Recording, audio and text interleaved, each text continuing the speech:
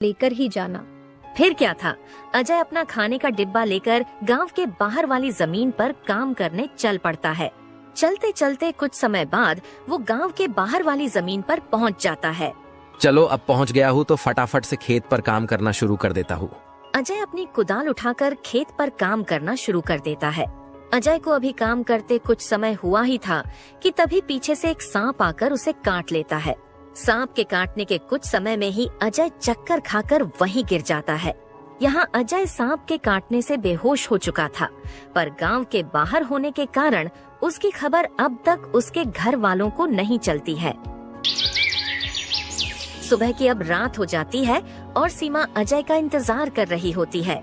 माँ को इतने परेशान देख राजू पूछता है, क्या हुआ माँ, पिताजी अब तक क्यों नहीं आए? बेटा, तुम्हारे पिताजी आज काम करने जमींदार काका के गांव के बाहर वाली जमीन पर गए हैं और उन्होंने मुझे बोला भी था कि उन्हें आते आते देर हो जाएगी, पर अब कुछ ज्यादा ही समय हो गया है। माँ, आप क्यों फिक्र कर रही हो? पिताजी ने जब बोला था कि उन्हें आने में देर होगी तो कुछ सोच समझकर कहा होगा। एक काम कीजिए, आप जाकर सो जाइए। राजू की बात सुनकर सीमा अपने कमरे में सोने के लिए चली जाती है। अगली सुबह भी जब सीमा देखती है कि अजय अब तक घर नहीं आया है, तो परेशान होकर वो सीधा जमींदार से मिलने उसके घर की ओर चली जाती है। सीमा जमींदार के घर पहुंचकर उनसे अजय के बारे में पूछने लगती है। नमस्ते जमींदार काका। नमस्ते बेटी, बताओ कैसे आना हुआ?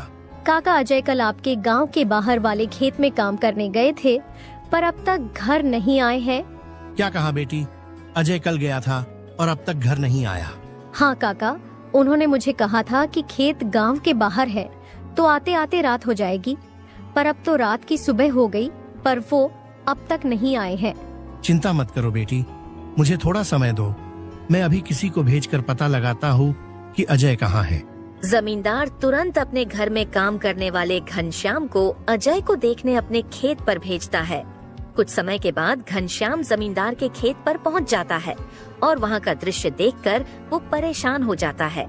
ये क्या, अजय का तो पूरा शरीर नीला पड़ चुका है। मुझे लगता है इसे किसी सांप ने काटा है। मुझे तुरंत जमींदार जी को ये बात बतानी पड़ेगी। घनश्याम वहां से भागते भागते जमींदार के घर के लिए निकल जाता है। घनश्याम जैसे ही जमींदार के घर पहुंचता है, उसके कुछ कहने से पहले ही जमींदार उससे पूछने लगता है, क्या हुआ घनश्याम बेटा, तुम इतना दौड़ते हुए क्यों आए और क्या तुम्हें अजय मिला? घनश्याम जमींदार को सारी बात बता देता है जो उसने खेत में देखी थी। घनश्याम जब जमींदार को सारी बात बता रहा होता है, तभी वहाँ पास में खड़ी सीमा भी सारी बात सुन लेती है और रोने लगती है। घनश्याम, तुम सबसे पहले वैद्य जी को लेकर वहाँ पहुँचो, मैं सीमा बेटी को लेकर वहाँ आता हूँ। घनश्याम को वैद्य जी के पास भेजने के बाद जमींदार सीमा को समझाने लगता है। सीमा बेटी, पहले तो तुम रोना बंद करो और जल्दी से मेरे साथ चलो, क्योंकि तुम्हारे रोने से अजय ठीक नहीं होगा। फिर क्या था, जमींदार सीमा को लेकर अजय को देखने उसके खेत के तरफ निकल जाता है और घनश्याम वैद्य जी को लेने दूसरी तरफ निकल जाता है। जमींदार और सीमा जब वहां पहुंचे तो उन्होंने देखा अजय बेहोश हालात में खेत में गिरा था और उसका पूरा शरीर नीला पड़ चुका था। सीमा अजय के पास बैठकर रोने लगती है। तभी वहां वैद्य जी आ जाते हैं। वैद्य जी के आते ही सीमा वहां से हट जाती है और वैद्य जी अजय की हालत का जायजा लेने लगते हैं। क्या हुआ वैद्य जी, अब कैसी है अजय की हालत? देखिए जमींदार जी, मैं आपको झूठ बोलकर अंधेरे में नहीं रखना चाहता हूँ, पर अजय की हालत बहुत खराब है। वैसे तो मैंने उसे जहर को काटने वाली औषधि दे दी है, परंतु जहर अजय के अंदर कुछ ज्यादा समय तक रह गया है, जिस कारण वो प्रगाढ़ बेहोशी के हालत में चला गया है। प्रगाढ़ बेहोशी, ये क्या होता है वैद्य जी? प्रगाढ़ बेहोशी के हालत में व्यक्ति जीवित तो होता है, परंतु उसके बदन के हिस्से में हलचल नहीं होती है, और ये अब कब होश में आएगा ये भी नहीं कह सकते हैं। वैद्य जी, तो अब हम क्या करें? देखिए जमींदार जी, अभी के लिए मैं कुछ दवाइयाँ दे रहा हूँ, उसे समय समय पर पानी में मिला कर देना, बाकी तो सब ऊपर वाले के भरोसे हैं। वैद्य अजय की हालत का जायजा लेकर और दवा देकर वहां से चले गए। फिर कुछ गांव वाले अजय को लाकर उसको उसके घर के बिस्तर पर लिटा देते हैं।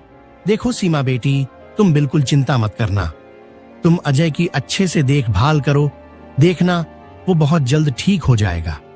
और तुम्हें अगर किसी भी चीज की कोई भी जरूरत हो तो मुझे जरूर बता देना।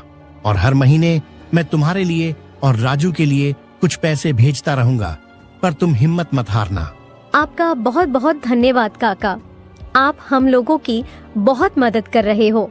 जमींदार फिर वहाँ से सीमा को दिलासा देकर चले जाते हैं। जमींदार के जाने के बाद वहाँ राजू आ जाता है और अपने पिता की हालत देखकर सीमा से उसका कारण पूछने लगता है। माँ, ये पिताजी को क्या हुआ है? बेटा, तुम्हारे पिताजी को कल खेत में सांप ने काट लिया है, जिस कारण वो बेहोश हो गए हैं। माँ, तो पिताजी होश में कब आएंगे?